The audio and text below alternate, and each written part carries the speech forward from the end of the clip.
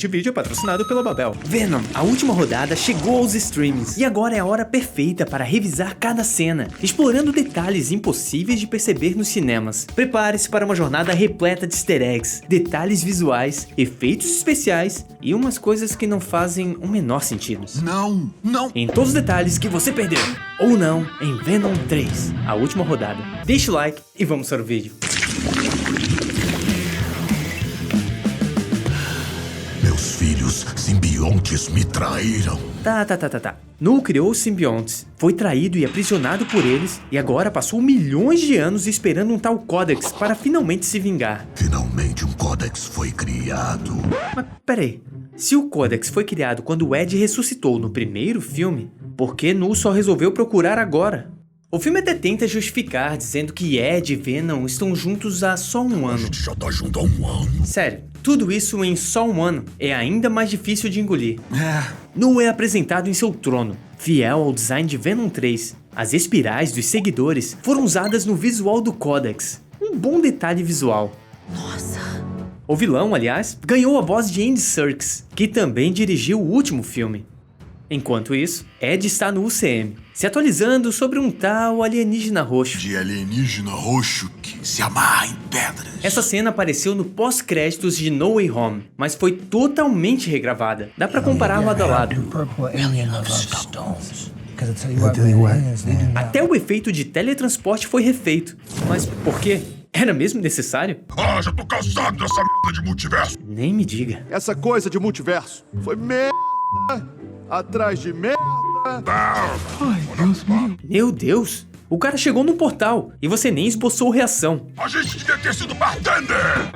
Você já foi. A polícia continua tentando localizar o ex-jornalista Ed Brock. Ele está no México e a única notícia é sobre ele.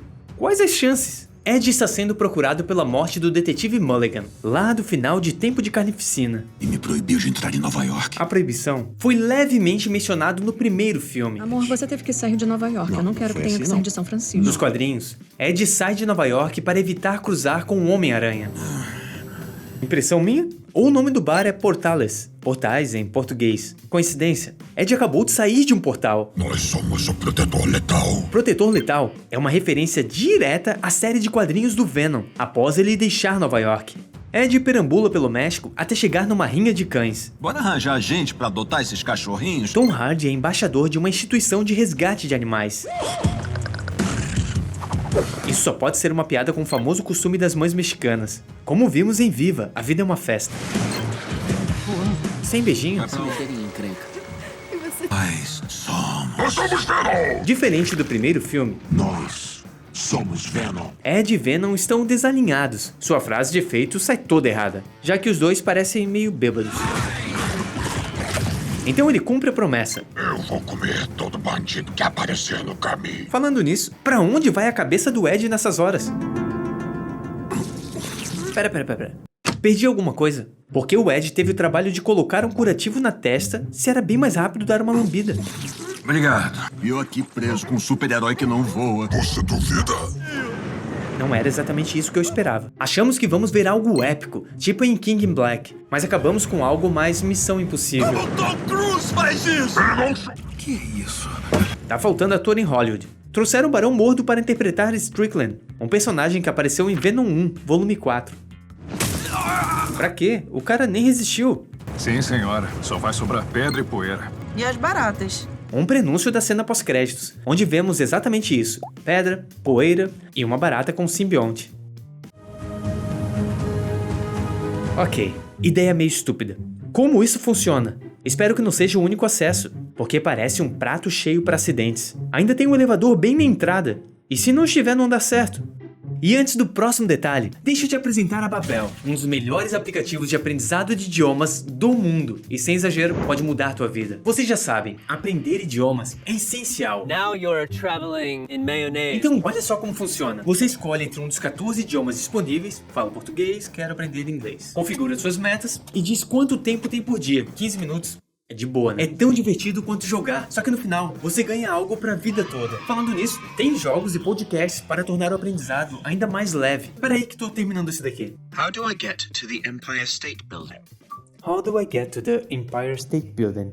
Nessa rápida lição de ouvir e repetir, nós temos muitos detalhes. Imagens criam um cenário real para ajudar na memorização. Escrita ajuda a se familiarizar com as palavras. E a tradução conecta os idiomas. Isso é, você também aprende intuitivamente. Imagina, é como carregar uma escola de idiomas no bolso. E no fim do dia, você sente que foi produtivo de verdade. E agora a melhor parte. A Babel tá dando 55% de desconto para os inscritos, acessando o link da descrição ou escaneando o QR Code que tá na tela.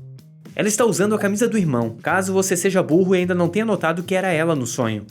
Trabalhar onde o irmão queria e realizar os sonhos dele é como dizer visualmente, ela veste a camisa. Ninguém vai telefonar pra casa daqui. Ah, uma piada com ET. Telefone minha casa. Confesso que eu demorei pra perceber. Ele está zoando a crença da doutora de que os aliens são bonzinhos. Você quer muito acreditar que estão aqui por motivos altruístas? Sons incomodam eles. Menos os sons de turbina de avião. Ou melhor, só quando convém. Entendi. É bem esquisito. Rabo. Venom puxando o Ed para o cavalo espelha o movimento da moto no primeiro filme. No início era um cavalo real, mas depois deu lugar a CGI. A maior parte da cena é completamente digital, exceto pelas interações com o Ed. Neste filme, parece que eles se perguntaram, e se os simbiontes se conectassem a animais? Legal, vamos colocar num cavalo, num peixe, num sapo, e esgotar todas as opções nos créditos finais. Mas vamos lá, ficou irado. Um ano atrás, quando você roubou a minha vida. Tudo isso, só um ano. Cuidado com o que deseja. Devem ter mudado de ideia sobre sentir areia nos pés. Sentir o vento no meu cabelo e areia entre meus dedos. Ele é tão bonito. Tem o mesmo gosto da minha mulher. Na Área 51, eles salvam Mulligan, hospedando um simbionte fofoqueiro, que revela que a única forma de destruir o Codex e salvar o mundo é matando o Ed ou Venom. Pode parecer estranho que o pessoal da Área 51 saiba que o detetive está vivo, e mesmo assim, deixem um inocente ser caçado pelo crime. Mas vamos lembrar que eles querem capturar Ed, e por isso deixam quieto. E aí, Marty? Oi. Finalmente, o Dr. Connors conseguiu seu braço de volta. E caso estejam curiosos, eu sou canhoto. Que bonitinho. Mas pra onde foi o garoto? É bem óbvio, mas tenho que comentar. O desenho na van é Venom, um humano e o Codex. Baby, it's a wild world, but I'll always remember you. Pra garotada que não conhece, a parte que ele não canta é... Venom parece ter assistido alguns clássicos com Eddie. Primeiro ele faz referência a Thelma e Louise. E agora, Thelma? Olha, Luiz. Um filme sobre duas amigas fugitivas, que no final se sacrificam. Tipo eles. Eu já vi Rayman e na minha sabedoria é infinito. Rayman é um filmaço, onde Tom Cruise usa as habilidades do irmão Dustin Hoffman para ganhar dinheiro nos cassinos. Ed consegue uma roupa para entrar no cassino, tirada do próprio dublê do Tom Hardy. Tente eleger o homem mais sexy do ano da revista People. E sai desfilando como no comercial de perfume. Talvez um aceno aos boatos de que Tom Hardy poderia ser o próximo James Bond. Ah, isso seria tão bom. Ele encontra a Sra. Shen, em mais uma daquelas coincidências de Hollywood, só para uma cena descartável. Uma última dança. Sempre dão um jeitinho de encaixar o nome do filme.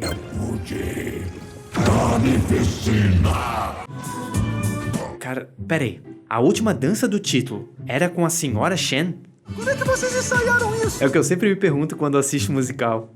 Aí Brock é levado para a Área 51, onde é morto por Strickland e salvo novamente por Venom, iniciando uma pancadaria generalizada, enquanto os simbiontes possuem os cientistas. E é aqui que todos se perguntam, não era raro achar um hospedeiro compatível? É a primeira vez que temos um hospedeiro compatível com um dos nossos simbiontes. Ok, talvez tenha uma explicação, mas custava colocar uma piadinha, tipo, pera, não era difícil achar um hospedeiro compatível?